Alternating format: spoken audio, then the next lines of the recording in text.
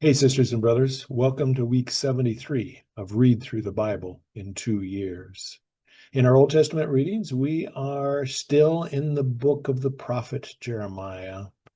And here, Jeremiah is the timetable of this is somewhere between 597 BC, before Jesus was born, and 587 BC. And I've always talked about the Babylonian exile and the coming of these armies from Babylon and King Nebuchadnezzar from Babylon as being kind of a one-time event. But actually, there was more than one exile. The first time that King Nebuchadnezzar came with his armies and broke into Jerusalem was in 597 BC.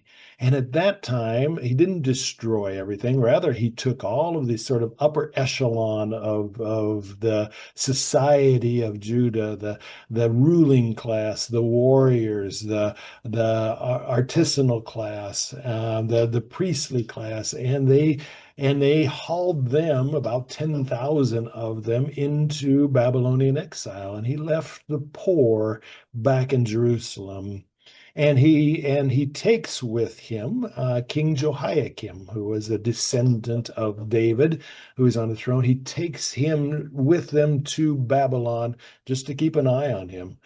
And in doing so, he then takes Jehoiakim's uncle, Zedekiah, and puts him on the throne. And he tells Zedekiah, says, mind your P's and Q's, and all will be well for you. We'll be able to have a kind of relationship as a vassal state of Babylon. And this is the time where Jeremiah now is a prophet to Zedekiah. And Zedekiah, however, was stubborn, has his own sort of agenda involved in all of this, surrounds himself with a bunch of people who are going to tell him what he wants to hear, but not Jeremiah. God continues to tell Jeremiah, he says, this is not yet done, that the end is still coming. But Zedekiah does not want to hear this. In fact, instead of listening to Jeremiah, he takes Jeremiah and puts him in prison, or rather, he throws him into a dry cistern, a hole in the ground that usually holds water, and he holds him there. And of course, this doesn't go well because in 587, now after Zedekiah had rebelled against Nebuchadnezzar, Nebuchadnezzar once again sends the armies and this time destroys the city of Jerusalem, they tear down the wall and they burn the temple to the ground and they kill Zedekiah right there. But there is some hope because the hope is that King Jehoiakim is still living and there he is still in Babylon.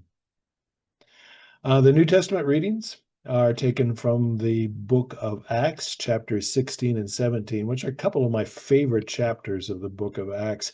Chapter 16 is the beginning of Paul's second missionary journey, where he goes and leaves from Antioch, which is kind of his home church, and he goes now through the areas that he had once been before, picks up a traveling partner, Timothy, and they continue on west. His goal is to get to Rome, but and he wants first then to go to the region that's called Asia, what is the kind of the southwest part of modern day Turkey.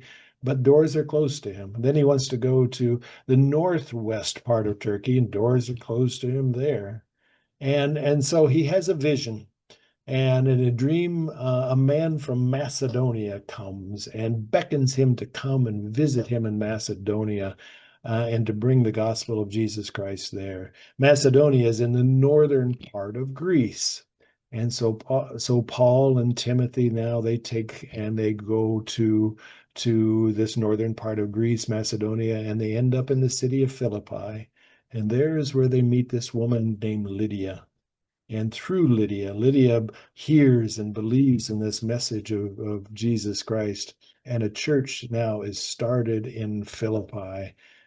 And then from there, Paul goes on south in Greece to first Athens and then finally to Corinth. And this is what happens in chapter 17 of Acts. So, folks, thank you. Thank you for your persistence in reading through the Bible in 2 years. And may it continue to deepen your knowledge of Scripture, but also may it continue to deepen your love for this God who speaks to us through Scripture. Thank you.